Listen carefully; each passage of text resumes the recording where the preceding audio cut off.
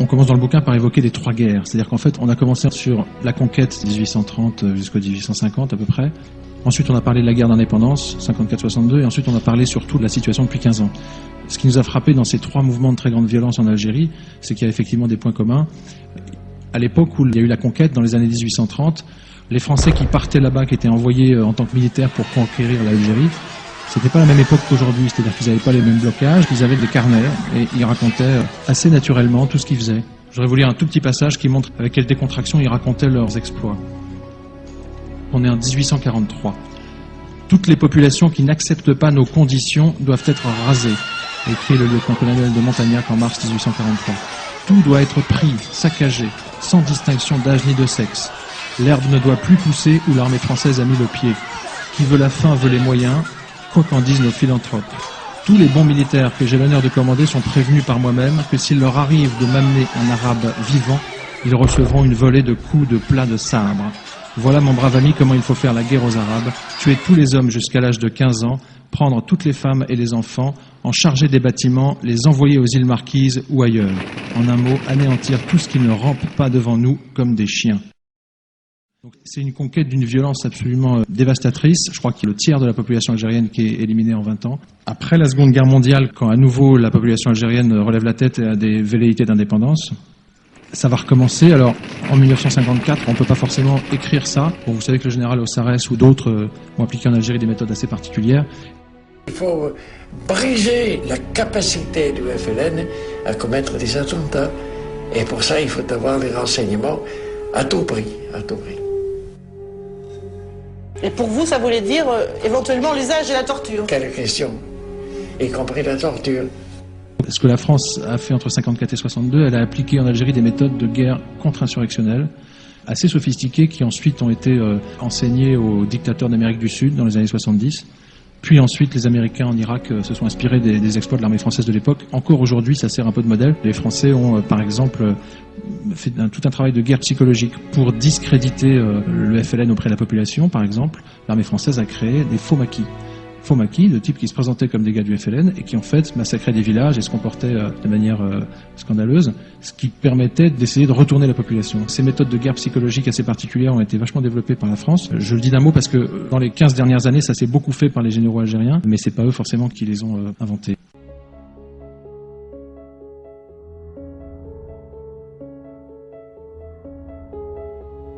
Après octobre 88 et les massacres de près de 500 gamins dans Alger à la mitrailleuse, quand il y a un printemps démocratique en Algérie, dans cette période-là, comme vous vous en souvenez, la presse se libère, des partis politiques sont créés, le FIS est légalisé.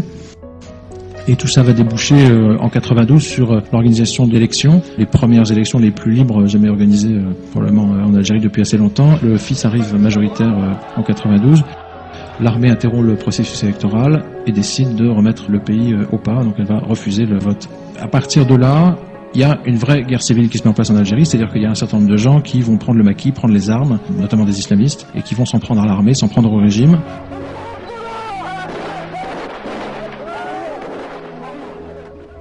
Et de l'autre côté, il y a une armée qui se met en place pour essayer de tenir l'État. Il y a une guerre réelle, il y a des violences des deux côtés, il y a une vraie guerre civile, parce que parfois on nous accuse de parler surtout des violences de l'armée, mais au départ il y a une vraie guerre civile qui va durer pendant plusieurs années. Ce qu'on a découvert en interrogeant un certain nombre de témoins qui sont partis d'Algérie tout au long de ces années, c'est que tout simplement dans cette espèce de guerre civile terrible qui s'est mise en place en 92, l'armée a assez vite compris que ça allait être difficile parce qu'une partie de la population soutenait l'insurrection, etc. Et donc ils ont commencé à reprendre ces méthodes de guerre insurrectionnelle que les Français avaient utilisées. Pour vous donner une petite idée de comment ça peut fonctionner, on commence par se dire, le groupe terroriste qui est en face, on va essayer de l'infiltrer. Et puis une fois qu'on a un officier de renseignement qui a enlevé son uniforme, qui a mis une barbe et qui s'est incrusté dans le groupe en face, en principe il donne l'information et on débarque avec les militaires, on tue tout le monde. Seulement ce qui peut arriver, et ce que apparemment les généraux algériens ont commencé à faire au fil des années 93-94, c'est de se dire maintenant qu'on a un mec dans la place, finalement ce terrorisme islamiste, il nous est relativement utile. Ce que je dis est paradoxal, attention, mais je pense qu'il y a une telle terreur de l'islam parfois en Occident, qu'ils ont vite compris que finalement ils pouvaient peut-être utiliser ces groupes armés qui avaient pris les armes, ces groupes proches du FIS, les utiliser soit pour couvrir les propres exactions de l'armée, soit pour les discréditer. Et donc il y a des moments où ils avaient des officiers infiltrés dans ces groupes et ils les ont laissés pendant des semaines, pendant des mois, en les encourageant finalement à orienter le travail de ces groupes dans une certaine direction. Tout ce qu'on a découvert, nous, sur ces 15 ans, c'est qu'il y a eu au moins 4 sortes de violences en Algérie. Toutes ont existé, il ne s'agit pas de nier aucune d'elles. Il y a eu de la vraie violence islamiste, de gens qui ont pris le maquis et qui attaquaient l'État, qui commettaient des crimes dans tous les sens. Il y a eu des islamistes qui, en vrai, se sont fait infiltrer, parfois manipulés par les services secrets algériens. Il y a eu aussi, beaucoup de témoins nous racontaient, des forces spéciales de l'armée qui travaillaient avec des barbes et des habits d'Afghans. Ce monsieur est le capitaine Chouchen. C'est la dernière preuve vivante que le GIA est une pure invention des services secrets, puisqu'on lui a donné l'ordre d'aller seconder Jamal Zitouni. C'est-à-dire que vous avez en 94 dans les maquis algériens parfois des gens qui ressemblent à des Afghans, qui ont des barbes, qui débarquent dans les villages la nuit pour enlever des gens et qui en fait sont des militaires des forces spéciales. Seulement, quand on vient dans un village et qu'on arrête 15 personnes pour les massacrer, il vaut mieux pas arriver avec un uniforme militaire et en laissant un fax et sa carte de visite. C'est des méthodes classiques, mais qui font que la population ensuite ne savait plus vraiment qui était venu enlever leurs proches, puisque le problème c'est que dans ces années-là, l'apparence des criminels ne veut pas dire grand-chose. C'est pas parce qu'ils ont une barbe ou un uniforme que ça veut dire grand-chose. On parle aussi des faux barrages organisés par les islamistes. Et puis il y a une vraie violence des militaires qui interviennent de manière classique avec leurs uniformes. Mais ces 4 sortes de violences ont existé, d'où la confusion dans les esprits et la difficulté de savoir qui a fait quoi.